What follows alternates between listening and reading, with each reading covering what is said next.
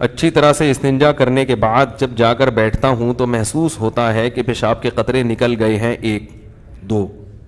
تو حضرت ایسے میں کوئی قوما تو لگا دیا کریں جہاں لگانا ہوتا ہے.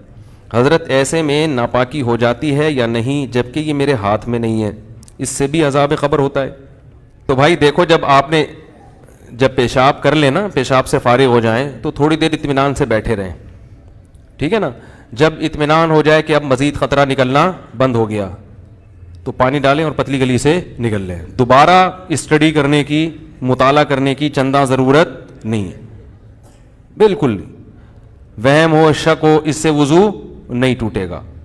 بلکہ شک دور کرنے کا جو سنت طریقہ ہے وہ یہ کہ اپنے ازار پہ تھوڑا سا پانی کی چھینٹیں مار لیں شلوار پہ، تاکہ اگر تراوٹ نظر آئے شیطان وسوسے میں ڈالے کہ یہ تو گیلا گیلا، تو آپ خود بولو بھائی یہ تو میں نے خود ترک کیا ہے. تو یہ وسوسہ دور کرنے کا اچھا طریقہ ہے.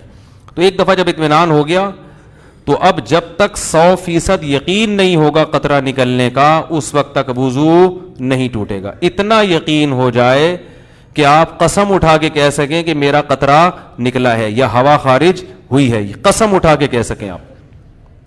بعض دفعہ وہمی لوگ ہوتے ہیں نا، میں ان سے کہتا ہوں کہ تم قسم اٹھا سکتے ہو کہ قطرہ نکلا ہے؟ کہہ رہے ہیں سوچ کے بتاؤں گا کہ قسم اٹھا سکتا ہوں کہ نہیں. اس پہ بھی کنفیوز ہوتا ہے کہ قسم اٹھا سکتا ہوں کہ نہیں. تو میں نے کہا یہ اس کی علامت ہے کہ نہیں اٹھا سکتے، کیونکہ اتنا یقین ہوتا تو فوراً قسم اٹھاتے. دیکھو ابھی سورج نکلا ہوا ہے، فوراً قسم اٹھا کے ہم کہہ سکتے ہیں اللہ کی قسم سورج نکلا ہوا ہے. اس میں کنفیوز نہیں ہوتا انسان. تو جب تک اتنا یقین نہ ہو جائے کہ پیشاب کا قطرہ نکلا ہے یا ہوا خارج ہوئی ہے، اس وقت تک وضو آپ کا باقی رہے گا. لیکن وہمیوں کو بات سمجھ میں نہیں آتی، یہ پھر بھی کنفیوزڈ ہی رہیں گے یہ. تو اللہ اس کے رسول نے جب ایک بات بتا دی ہے تو بھائی اس پہ یقین کر لو. بس چپکے سے نماز پڑھو. پھر شیطان کہنا کہ ہو سکتا ہے نکلا ہو، تو بولو نکلا ہوگا تو بھی اللہ قبول کر رہا ہے. ہم نے اللہ سے قبول وانی ہے. جب اللہ قبول کر رہا ہے تو ہمیں یہ سوچنے کی کیا ضرورت ہے کہ نکلا ہے کہ نہیں نکلا، جب اللہ ایسے ہی قبول کر رہا ہے. تو ایک دفعہ اطمینان ہو کہ قطرہ آنا بند ہو گیا، اس کے بعد پھر شک سے وضو نہیں ٹوٹے گا. ہاں بعض یہ جو نوجوان لڑکے ہیں یا کم عمر لڑکے ہیں، یہ پیشاب کرتے ہی اٹھ کے بھاگ جاتے ہیں. تو پیشاب کرنے کے کچھ وقت تک تو بہرحال تری نکلتی ہے، تو ایک دم سے بھاگ گئے تو اس سے شلوار بھی ناپاک ہوگی، وہ جگہ بھی ناپاک ہو جائے گی. تو اگر شلوار اتنی ناپاک ہو گئی ہے کہ جو 5 روپے کا سکہ، اس کی کیا دلیل ہے؟ لوگ اس پہ بھی اعتراض کرتے ہیں. قرآن حدیث میں کہاں لکھے کہ 5 روپے کے سکے کے برابر اگر ناپاک ہو گئی تو وہ ناپاک ہے، اس سے کم پاک ہے. تو یہ بھی کسی وقت بتاؤں گا انشاءاللہ. اس پہ میرا ایک مناظرہ بھی ہوا ہے، ایک صاحب کہہ رہے تھے اس کی کیا دلیل ہے، تو آج تک پھر وہ دوبارہ الحمدللہ انہوں نے دلیل نہیں مانگی.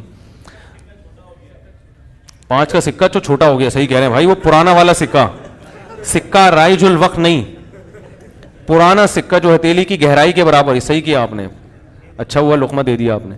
جو پرانا والا سکہ تھا جو ہتھیلی کی گہرائی کے برابر ہوتا ہے نا، وہ سکہ، تو اس سے کم اگر نجاست لگی ہو تو وہ کیا ہے، کپڑے پاک رہیں گے. سمجھ میں آ رہی ہے بات؟ تو فوراً پیشاب کرتے ہی اٹھ کے بھاگ جانا ٹھیک نہیں ہے. پیشاب کرنے کے بعد تھوڑی دیر بیٹھیں، اطمینان کر لیں کہ اب تری آنا ختم ہو گئی ہے، تو بس اٹھ کے چلے جائیں. تو اور ختم ہو جاتی ہے تھوڑی دیر میں. اور اگر غور فکر میں لگے رہیں گے نا وہاں بیٹھ کے، تو قیامت تک ختم نہیں ہوگی، یہ بتا دوں میں.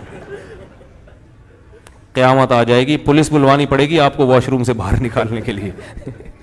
کیونکہ وہمیوں کا کوئی علاج نہیں ہے دنیا میں.